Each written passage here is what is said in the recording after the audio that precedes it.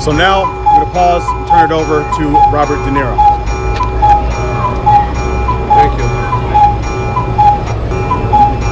I mean, this is really, even these people over here are it's kind of crazy. It's really crazy, and this thing, Donald Trump, has created this. He should be telling them not to do this, but he's just, he wants to sow total, he wants to sow total chaos, which he's succeeding in some areas and places to do. Anyway, beside all that, this is my neighborhood, downtown New York City. I grew up here and feel at home in these streets. I feel comfortable. The Twin Towers fell just over here, just over there. This part of the city was like a ghost town. But we vowed we would not allow terrorists to change our way of life. And we started the Tribeca Festival to bring people back. I love this city. I love this city. I don't want to destroy it. Donald Trump wants to destroy not only the city, but the country, and eventually he could destroy the world. But we vowed we would not allow terrorists. I owe this city a lot. And that's why it's so weird that Donald Trump is just across the street. Because he doesn't belong in my city. I don't know where he belongs, but he certainly doesn't belong here. We New Yorkers used to tolerate him when he was just another grubby real estate hustler masquerading as a big shot. A two-bit playboy lying his way into the tabloids, pretending to be a spokesperson for himself. He was calling it as himself for himself, to fool the press into inflating his net worth. A clown. But this city is pretty accommodating. We make room for clowns. We have them all over the city. People who do crazy things in the street, we tolerate it. It's part of the city, it's part of the culture. But not a person like Trump who will eventually run the country. That does not work, and we all know that. Anyway, we make room for clowns, to each his own. But no one takes him or took him really seriously. They take him seriously now, of course. But around the country, people who didn't know him as we did started to support him. They bought into his bullshit. Trump bought their votes with outrageous lies and empty promises. He got the most religious evangelicals to applaud a sinner who bragged about sexual assault, and just a couple of blocks from here, a jury found him liable for sexual abuse.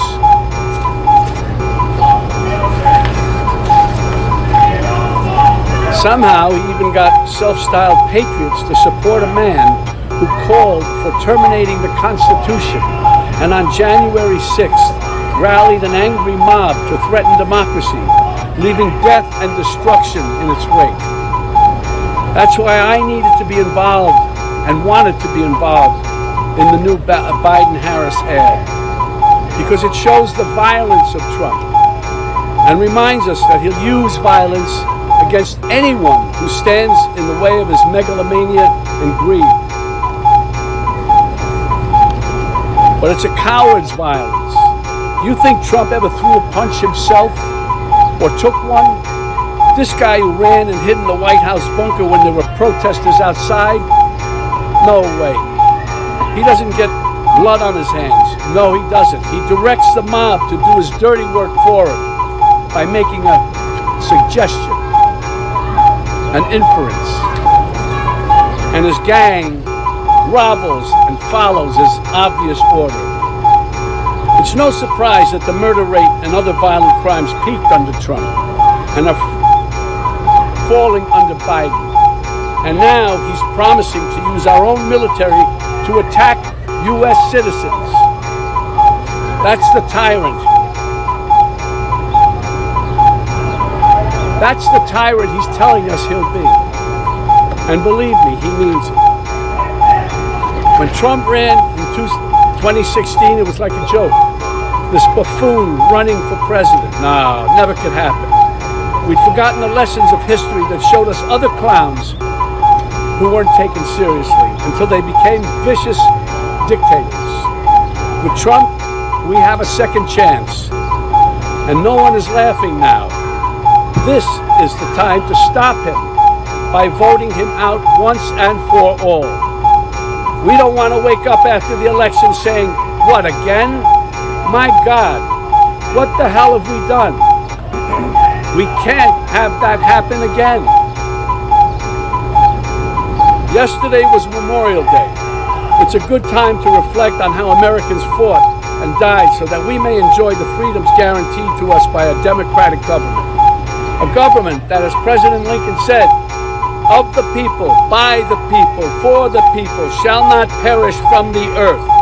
Under Trump, this kind of government will perish from the earth. I don't mean to scare you. No, wait, maybe I do mean to scare you. If Trump returns to the White House, you can kiss these freedoms goodbye that we all take for granted.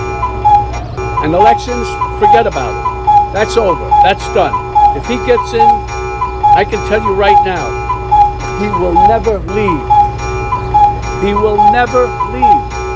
You know that. He will never leave. What does that mean? Is that the country we want to live in? Do we want him running this country and saying, I'm not leaving, I'm dictator for life?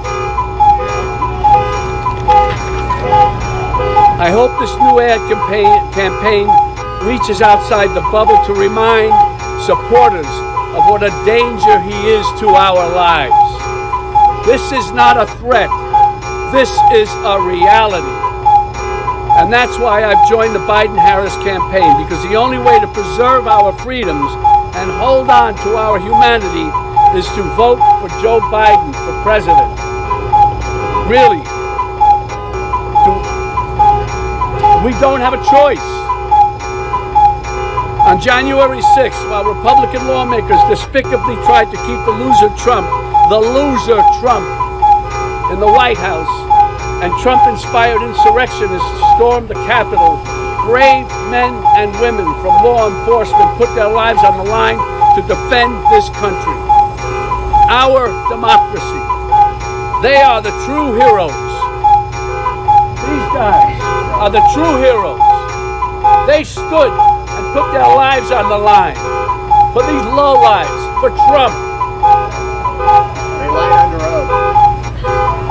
They lied under oath. Right. Who lied under oath? What are you telling me? Those two traitors behind you. Excuse me? Those two traitors behind you. They lied under oath? That's right. What are you saying? They're traitors. They're traitors. I don't know. I don't even know how to deal with you, my friend. I don't even know how to deal with you. They stood there. They didn't have to. And there were other ones in there who probably were in with them a little bit too, and they found a way to get around. Not these guys. They stood there and fought for us, for you. For you. They weren't fighting for me. No, they fought for you, buddy. You're able to stand right here now. They are the true heroes. I'm honored to be with these two heroes today, from former Capitol Police Officer Harry Dunn and former Metropolitan Police Officer Michael Fanone.